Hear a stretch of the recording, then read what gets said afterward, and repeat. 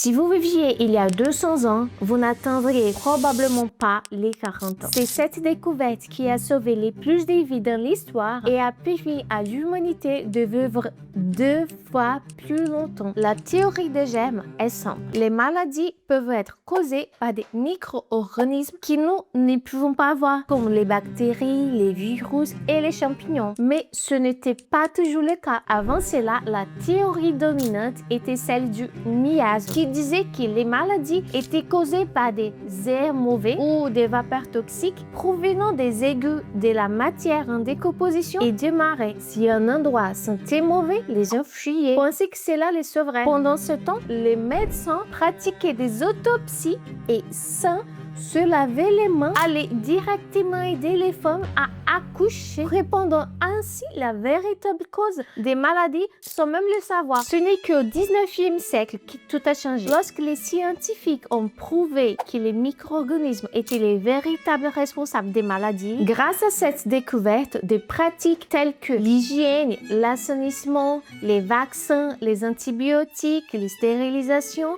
et des chirurgies futures ont transformé la médecine et ont considérablement augmenté notre espérance de vie. Avant l'acceptation de cette théorie, l'espérance de vie mondiale était d'environ 30 à 40 ans. Aujourd'hui, dans de nombreux pays développés, elle dépasse les 70 ou 80 ans. Pour vous donner une idée, en 1900, l'espérance de vie en France était de 46 ans. Aujourd'hui, elle dépasse les 84. La théorie des germes a entraîné la plus grande augmentation de l'espérance de vie de tous les temps. Sans cette théorie, peut-être que nous serions encore en train d'essayer d'éviter les maladies simplement en fuyant les mauvaises odeurs sans comprendre le véritable ennemi. Alors, dites-moi, si cette découverte n'avait pas eu lieu, où en serions-nous aujourd'hui? Avez-vous imaginé qu'une chose si simple pourrait auto-changer notre espérance de vie?